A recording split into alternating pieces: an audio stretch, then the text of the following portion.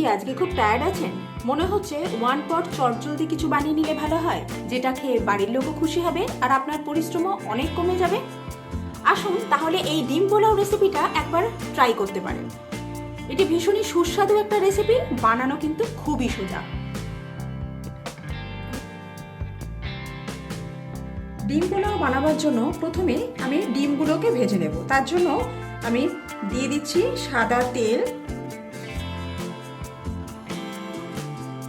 তেলের মধ্যে সামান্য পরিমাণ নুন দিয়ে দিলাম, যাতে ডিমের ভিতরে নুনটা ঢোকে।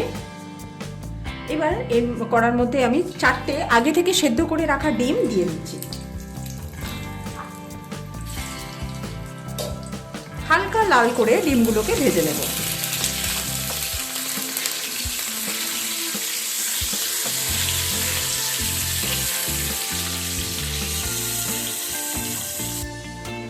হালকা লালচে করে ডিমগুলো ভেজে নেওয়া হয়ে গেলে এবার আমি তুলে নেব।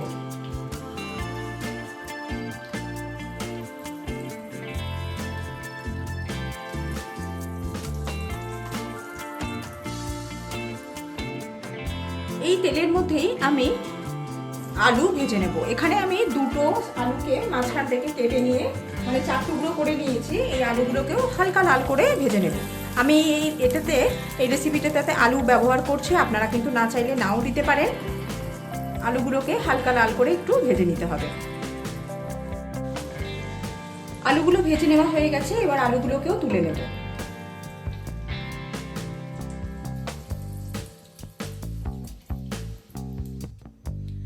এবার এই তেলের মধ্যে কিছু গোটা মশলা আমি অ্যাড করে দেবো। এখানে নিয়েছি 4টে ছোট এলাচ, 4টে লবঙ্গ, নিয়েছি প্রায় হাফ টিস্পুনের মতো গোটা গোলমরিচ, একটা তেজপাতা আর একটা দারচিনি স্টিক।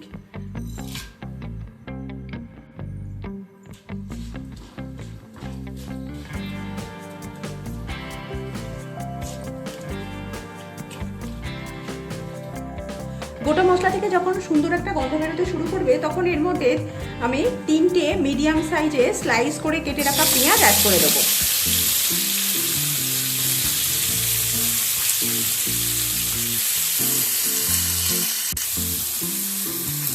পেঁয়াজটাকে গোল্ডেন ব্রাউন করে একটু ভেজে নিতে হবে। খুব বেশি ভাজার দরকার নেই, হালকা করে একটু ভেজে নিলেই হবে।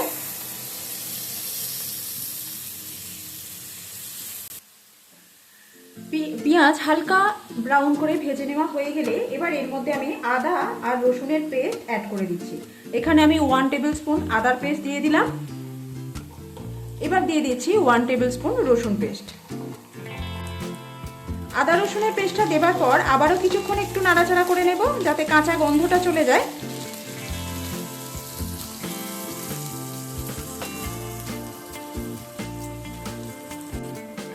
কিছু গুঁড়ো মশলা এবার আমি অ্যাড করে দেবো। দিয়ে দিচ্ছি ধনে গুঁড়ো 2 টিস্পুন,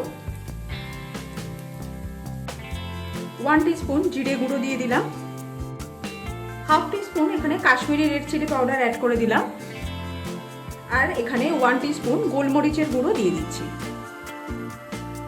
মশলাগুলো দেবার পর আবার একটু সময় নিয়ে মশলাগুলোকে ভালোভাবে কষিয়ে নিতে হবে। এই রেসিপিটাতে আমি কিন্তু কোনো রকম হলুদের ব্যবহার করব না, আর ঝাল লঙ্কার গুঁড়োও কিন্তু ব্যবহার করলাম না। ঝালের জন্য আমি এখানে গোলমরিচ ব্যবহার করেছি।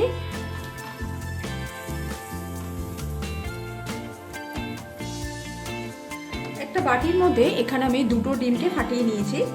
এবার এই ডিমগুলোকে এর মধ্যে দিয়ে দেব। ভালোভাবে ডিমগুলো মশলার সাথে এইভাবে মিশিয়ে নেব।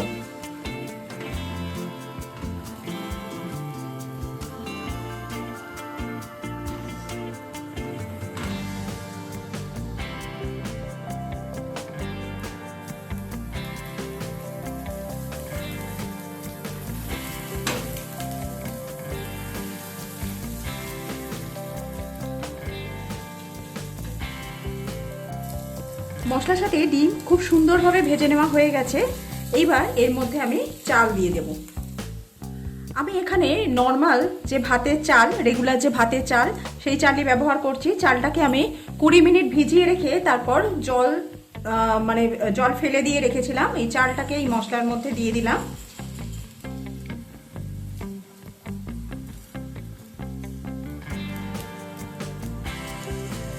এখানে আমি 2 কাপ চালকে ভিজিয়ে রেখেছিলাম। এবার চালটাকে মশলার সাথে ভালোভাবে কিছুক্ষণ সময় নিয়ে একটু নাড়াচাড়া করে নেব।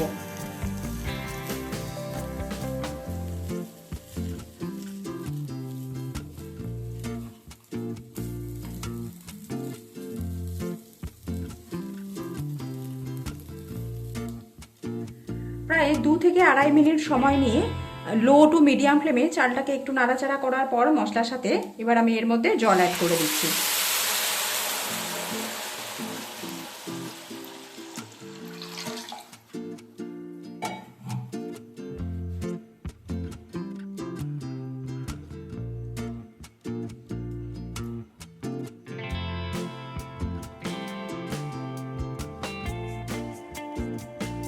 আমি এখানে 2 কাপ চালের জন্য 5 কাপ জল দিয়েছি। পরে যদি মনে হয় আর একটু জল লাগবে তো সেক্ষেত্রে জলটা গরম করে ব্যবহার করব। এবার এর মধ্যে আমি দিয়ে দিচ্ছি পরিমাণ মতো নুন,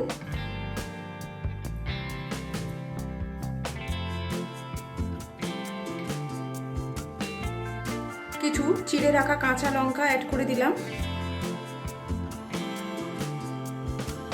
সেই সাথে ভেজে রাখা আলু এর মধ্যে দিয়ে দেব।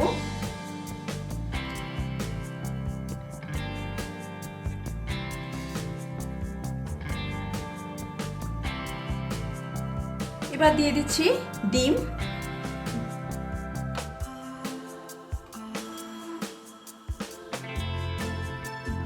দিয়ে দেবো গরম মশলা, 1 টিস্পুন গরম মশলা উপর থেকে ছড়িয়ে দিলাম। এবার এটাকে চাপা দিয়ে লো ফ্লেমে হতে দেব। মাঝে 2 থেকে 3 বার ঢাকনা খুলে আলতো হাতে একবার করে নেড়ে দিয়েছি, আর পরে জলটা আরেকটু লাগতো তাই 1 কাপ আমি গরম জল এর মধ্যে ব্যবহার করেছি। এবার আমি গ্যাসের ফ্লেমটাকে অফ করে দেব। গ্যাসের ফ্লেমটা অফ করার পর এর মধ্যে আমি ঘি দিয়ে দিচ্ছি। ঘিটা দেবার পর একবার আলতো হাতে এরকম ভাবে মিশিয়ে নেব। আপনারা দেখি বুঝতে পারছেন যে কতটা ঝরঝরে হয়েছে এই পোলাওটা।